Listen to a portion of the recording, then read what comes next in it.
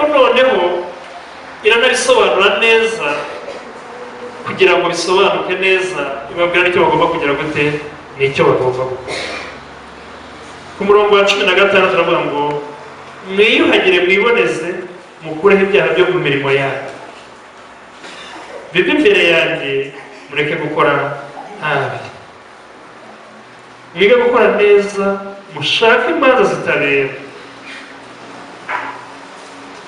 murenganura abarengana, mucire imfubyi urubanza, muburanire abapfakazi. Nimuze tujye inama. Amen. Uyu mwanya ni wo kujya inama n'Imana mu mutima wawe. Uyibwira na cya kindi cyageze gute cyakunaniye. Numara kwibwira na cya kindi cyakunaniye, yaza umwuka wayo wera araza agira gute araguhimbara. Niko Uwiteka avuga, naho ibyaha byanyu byatukura tukutuku nk'umuhemba byahinduka umweru bisa na shelegi, naho byatukura tukutuku birahinduka nk'ubwoya bw'intama bwera. Nimwemera mukumvira muzarya ibyiza byo mu gihugu. Amen. Ntabwo muzaba nk'abandi b'i Sodomu bageze bagashya, noneho ya Petero yari nziza yo kuzajya muzabakize kubera ko ubutaka bwari bwamaze gushyuha, iyo ntera zamuka irimo itwika kurushaho. Hari abariye nabi.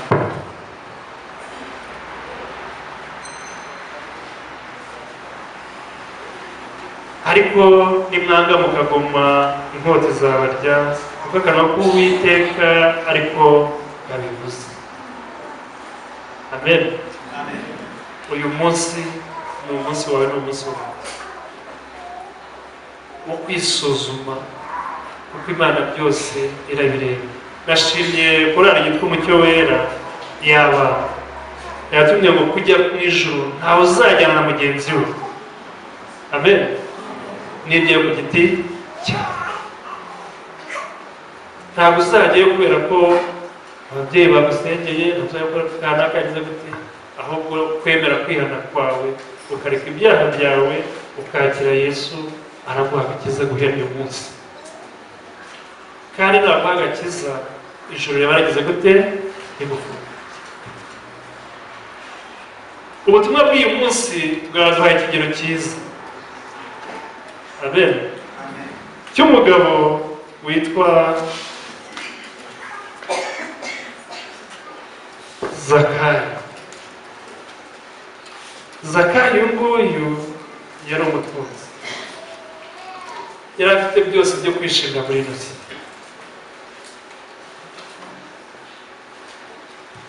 Ibintu byose kuri we yari abifite, ariko nta mahoro yari agize gute. Icyaha kibuza amahoro, icyaha giteza ibibazo mu mutima, ariko bizagenda bikava mu mutima bikanasagara no hanze. Kuri ibyo yari afite, yari ageze ku rwego ntacyo bigize gute bimumariye. Ariko uko yagiye yumva ubutumwa, shima cy'indikoni kuko yabisobanuye neza cyane, ko ntabisobanura mu mwanya muto nk'uyu. Mu butumwa yajya atanga buri cyumweru, yumvise ubutumwa bwa Yohana Umubatiza yagendaga avuga, yagiye kumva cyane inshuro nyinshi, ariko wa mugozi wa bya byaha ukomeza kugenda ugira gute umuha.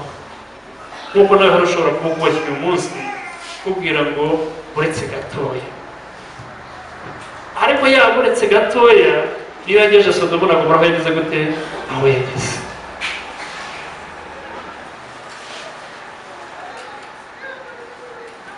Ariko Zakayo aharanira kubona Yesu. Amen. Uyu munsi haranira kubona Yesu. Numubona bya byaha byawe uragira gute urayobora. Amen. Haranira kumwakira mu mutima wawe, haranira kumureba mu maso, haranira kumubona imbona mubona. Nta bundi buryo usibye kumubwira ngo mwami Yesu ibyaha ibi n'ibi uko urabizi kurusha uko ugena ndabiritse ndihannye niyemeje kukwakira nk'umukiza w'ubugingo bwanjye uhereye umunsi ndakwihaye bari unyobora. Zakayo we byamufashe imbaraga nyinshi. Icya mbere Zakayo nk'umuntu wari umufasha Paul mukuru ni nk'aba bantu twajyanye n'abantu bava mu Rwanda Revenue ari umuyobozi mukuru bacaga imisoro ndetse muri kwa guca imisoro bakajyamo no kurenganya abantu. Yarazi neza ko yavuzwe muri sosiyete, yari afite ubwoba ko yajya no kwegera n'undi muntu wo mu idini runaka. Arangije ibyo bimubera umugozi umutsikamira abura uko yegera Yesu neza, ariko mu mutima yagiraga gute yarabishaka. Ariko aza kumenya amakuru ko Yesu ari buze yewe, nuko aragenda ajyayo. Mu kugerayo yari umugabo mugufi, ariko kubera ko yari azi ko atanakunzwe muri sosiyete, yumva ko kugenda asaba inzira bakabona ko arayumva ko ari ikindi kimwaro. Avuga ati by'abantu reka mbireke, reka ntorere iki giti kubera ishyaka ryo kubona Yesu. Amen. Yesu uyu munsi hari ishyaka ufite ryo kubonana na Yesu. Nuko kubera ko Yesu ari umukiza mwiza, ari umwami mwiza, ibyo byose yarabirebaga kuko yari Imana. Amen. Imana irakuzi ibyo urimo uyu munsi. Amen. Kandi yiteguye kuguha agakiza.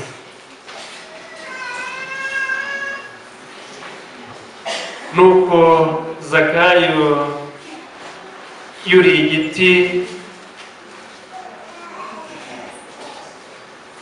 arangije Yesu aramubwira ati Zakayo ruruka vuba. Amen. Iryo ni ryo jwi ukeneye uyu munsi. Amen. Kuko uyu munsi wiriye kurari wawe. Amen. No, hari ibintu bibiri bitajya bibangikana. Ntabwo Imana ibangikana n'ibyaha mu mutima wawe. Iyo kimwe cyinjiye ikindi kigira gute kirasohoka. Ariko uyu munsi nuhanagura bya byaha mu mutima wawe ukabyihana, Imana irazirarara hehe mu mutima wawe.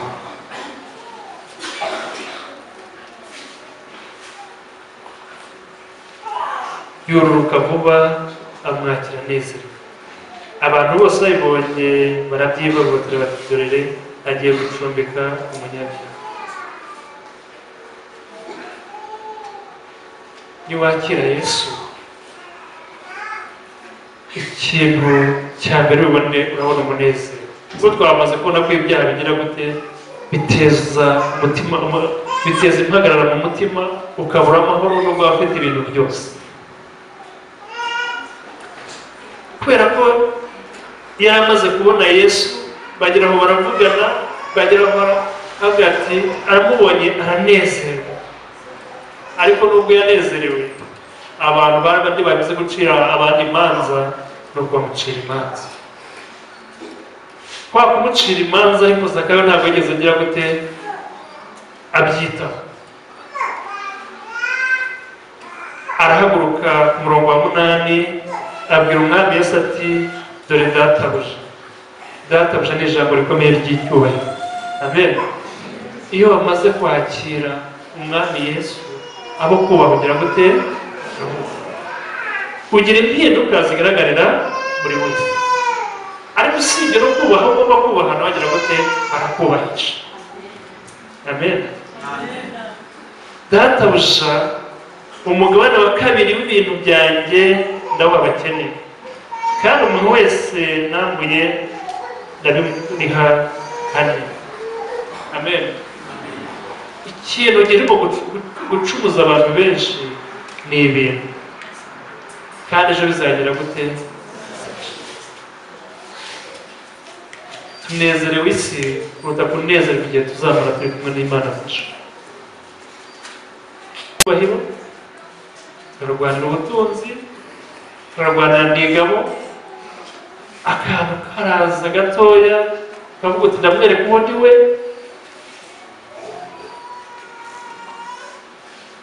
Korari abantu bararirimba kavuga ati nanavuyemo muri iriya korari yasenyuka, kibagirwa ko ari umurimo w'Imana. Ibyo ari byo dufite mu itorero, ko nibyo Imana yavuze uyu munsi ngo tubishyire hasi. Amen. Icyo uri cyo menya ko ari Imana yakiguze igihe yakiguze cyo.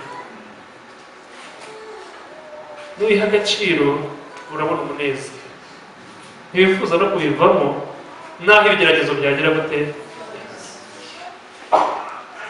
N'umuntu anagusagarira Imana izagira gute.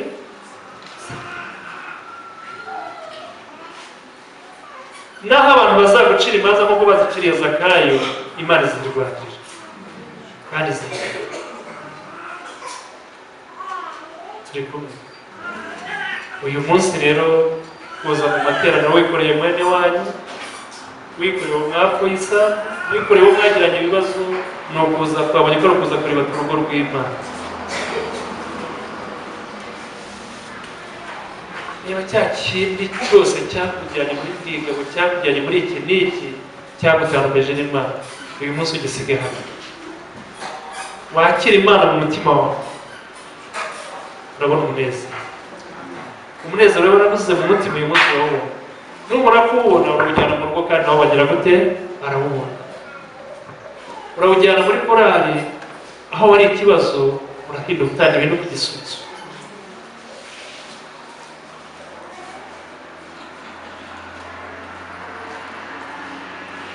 Yesu aramubwira ati uyu munsi agakiza kaje muri iyi nzu. Iryo ni ijambo buri wese akwiye kumva, ni ijambo dukwiye gutahana mu mutima wacu, kuko nawe uri umwana wande,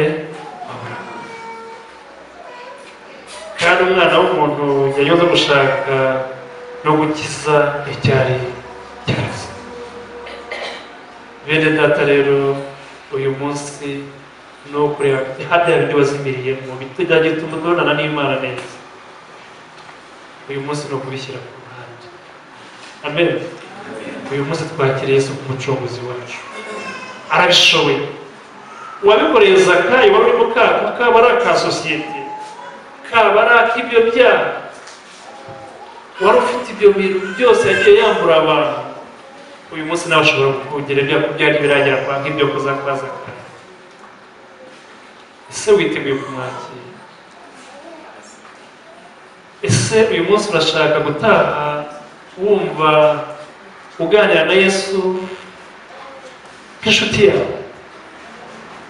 Haguruka dusenge. Amaraso y'umucunguzi niyo soko yoza abanyuye, niyo yeza abanyabwenge bakabonera rwose.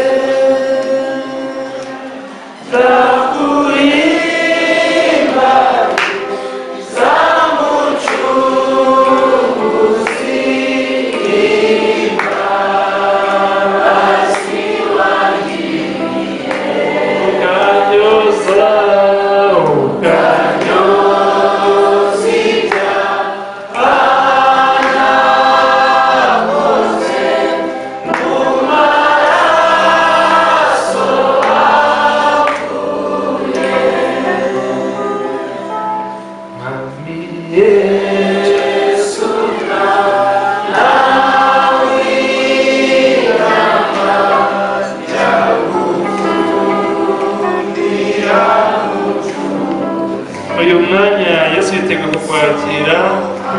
Amaraso y'abatunganye ayo atuviriye, ndaguhimbaza ndaguhimbaza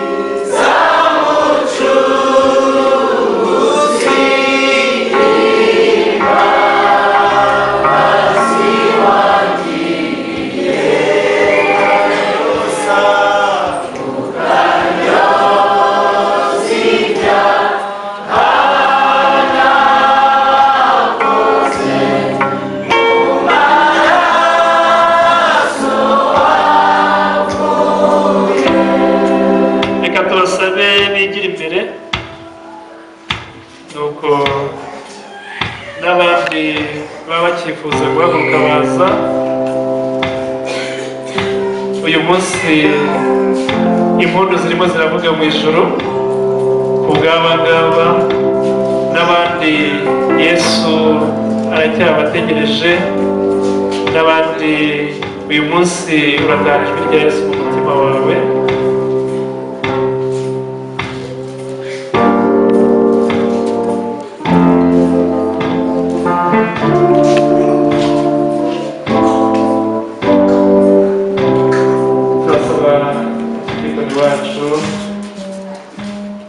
Abasengere ariko hari n'ushaka kwatura kuri ya Zakari yagiye nabo mwanya twawe. Akoze gutera intambwe kugira ngo muze turasengere, tugiye kubasabira Imana kandi turangiza abe hari abantu biteguye bajyana hariya mu cyumba babaganirize kugira ngo mubashe kwatura. Reka dusenge. Mana yacu, turi imbere yawe muri uyu mwanya kandi dufite imitima itsinzwe n'urubanza.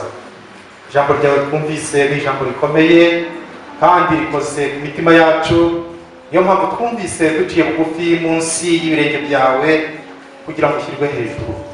Turagushimira aba bantu Umwuka Wera akoze ku mutima akabereka iby'ibyaha byabo. Turabasabira mu izina rya Yesu kugira ngo ubagirire imbabazi, bumve baruhutse mu mitima, bumve bafite umunezero nk'uwo Zakayo yagize igihe wari utashyiwe. Uyu munsi turabasabira kugira ngo utahe iwabo, utahe mu mitima yabo, utahe mu miryango yabo hamwe n'abo babana, kugira ngo uyu munsi ni ukuri mu miryango yabo haboneka amahoro, kandi nabo ku giti cyabo bumve babonye amahoro. Turabingingiye kugira ngo bagire neza, bababarire ibyaha byabo, ibyo bumva bibaremereye mu izina rya Yesu. Turabwiza kugira ngo bumve babituye, bongere kumva umunezero utanga, kandi turasabira n'abatabashije guhaguruka. Biradukwiye kwishima rero. Amen. Icyo ni kimwe muri byinshi Imana yagiye ikora. Nshimye rero Bakizikoni ndetse n'abafatanya kuyobora Paruwasi bampaye n'umwanya. Imana ibahumurije. Reka rero ubutumwa bw'uyu munsi ntabwo uri ugiye kure y'ibice twasomye uyu munsi, ariko by'umwihariko nagira ngo dusubiremo igice cya mbere twasomye mu gitabo cy'umuhanuzi Yesaya, igice cya mbere duhere ku murongo wa 10 tugeze ku wa 18. Nimwumve ijambo ry'Uwiteka n'abatware b'Isodomu mwe, mutege amatwi mwumve amategeko, mwumve amategeko y'Imana yacu abantu b'Igomora. Ibitambo byanyu bitagira ingano mu ntambira bimaze iki? Ni ko Uwiteka abaza. Mpaza ibitambo by'amasekurume y'intama byoswa n'urugimbu rw'amatungo abyibushye, kandi sinishimira amaraso y'inka n'ay'abana b'intama cyangwa y'amasekurume y'ihene. Iyo muza kunshengerera indi wababwiye ko muza kundibatira urugo, ntimukongere kuntura amaturo atagira umumaro. Imibavu ni ikizira kuri jye, imboneko z'amezi n'amasabato no guteranya amateraniro ndabirambiwe. Ibyaha bivanze no guterana kwera bikurweho. Imboneko z'amezi n'iminsi mikuru byanyu mwategetswe, umutima wanjye urabyanga, birananiye dushye kubyihanganira. Nimutega ibiganza nzabima amaso, ndetse nimusenga amasengesho menshi sinzayumva. Ibiganza byanyu byuzuye amaraso. Nimwiyuhagire mwiboneze, mukureho ibyaha byo mu mirimo yanyu b'imbere yanjye, mureke gukora nabi. Mwige gukora neza, mushake imanza zitabera, murenganura abarengana, mucire imfubyi urubanza, muburanire abapfakazi. Nimuze tujye inama, ni Uwiteka avuga. Naho ibyaha byanyu byatukura nk'umuhemba birahinduka umweru bise na sheregi, naho byatukura tukutuku birahinduka nk'ubwoya bw'intama bwera. Amen. Nagira ngo mbasabe ubutumwa bw'uyu munsi, nturebe pasitori, nturebe umudamu wawe, nturebe undi muhorezi, wirebe ku giti cyawe. Amen. Ubutumwa burasobanutse, nshatse nagera kwicara, ariko hanini habwiwe abantu b'i Sodomu na Gomora. Hariya hari Sodomu na Gomora, ubusanzwe hari heza, hari ahantu ho kororera, ubwatsi buhari, ibintu byose buhari.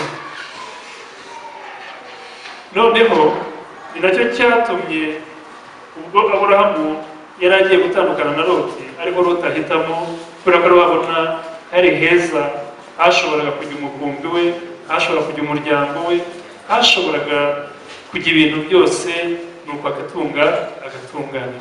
Ntabwo ari guhitamo ahantu habi. Yewe usibye n'ibyo by'ubworozi n'ibwiza bw'umuryango, byo kujyaho umuryango ukwiye gutura, ariko hari harimo n'akandi karusho, na bya bindi isi yose irwanira by'amabuye y'agaciro byari bihari, ndetse na peteroli byari ihari. Muri make mu bintu byose bijyana ku bukire byari bihari, Imana yari yarahateguye. Ariko uko iminsi yagiye isa, icyaha cyarije, haje ibyaha bigera aho ngaho birenga ubushobozi bw'Imana bwo kubyakira, kuko byiyongeraga umunsi ku wundi. Igera aho igenda ibaburira mu buryo butandukanye, kugera ubwo yageze aho ibwira Aburahamu ko igiye kuharimbura byanze bikunze. Aburahamu akomeza kugenda ameze nk'aho acirikanya nayo. Nihaboneka se aha n'aba, Mana uragerageza kwihangana ntubikore. Uyu munsi rero ubutumwa tugiye kuganiraho buravuga ngo shaka umugozi wose ugutandukanya n'Imana. Amen. Wegere Yesu urabona agakiza. Aba bantu baraburiwe, aba bantu barabwiwe, ndetse na Yesaya yarababwiye, ariko ibintu bigera aho ngaho bikomeza kwiyongera. Ikigaragara mu byaha byari biriyo harimo ihohotera, kuko bageze ahantu Imana yohereza n'abamarayika bashaka kujya kubafata ku ngufu. Si ihohotera ntangaha ntarihari, nta ihohotera ntirihari. Ese ubwo Imana rigira ryihanganira? Ikigaragara ihohotera, usibye n'ihohotera hari n'ubutinganyi, kuko Bibiliya itwereka ko bariya bagabo, bari abamarayika yohereje, bari abagabo. Sinangaha ubutinganyi sijya bisoma mu binyamakuru ko buhari. Ubusambanyi bwari bwuzuye, guhonyora abakene byo birigaragaza ko byari bihari, kugeza ubwo Loti nurageze ahora avuga ati ndabaha n'abakobwa ariko mureke bano bakiza. Ariko yanga kugira gute kumva. Bivuga ngo kiriya gihugu cyari cyaravuye mu kuyoborwa mu buryo Imana ishaka, noneho ubuyobozi bwabo butyo bufatwa n'agatsiko k'abagome, noneho bazambya igihugu cyose. Ibiyobyabwenge byari bihari, ubugome bwari bwinshi. ese muri twebwe nta bihari? Insangano zari zihari, ariko igitangaje nk'uko twasomye mu butumwa bw'uyu munsi, ibyo byose byarabaga, bahise bakajya gutura ibitambo, bakajya mu rusengero nk'uko twaje uyu munsi, bakitwa abakirisitu nk'uko twitwa abakirisitu. Ese ubukirisitu bwawe uyu munsi bushingiye ku ki? Imana yatumye Yesaya ababwira uko babigenzaga, haza ibitambo by'amasekurume y'intama byoswa n'urugimbu rw'amatungo abyibushye, kandi sinishimira amaraso y'inka n'ay'abana b'intama cyangwa y'amasekurume. Igera ahantu hakomeye, yarabwira ngo iyo muza kunshengerera nk'uko twaje uyu munsi. Ni naho navuze ngo buri wese yirebe uri aha ngaha, nturebe ukundi muntu uwo ari we wese. Iyo waje gusengerera Imana uyu munsi, ninde wabwiye ko muza kundibatira ubu?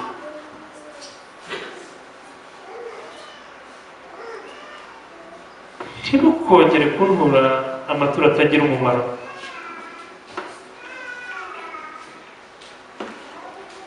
Imihango ni ikizira kuri njye, imboneko z'amezi n'amasabato no guteranya amateraniro ndabirambiwe. Ibyaha bivanze no guterana kwera bikurweho. Amen.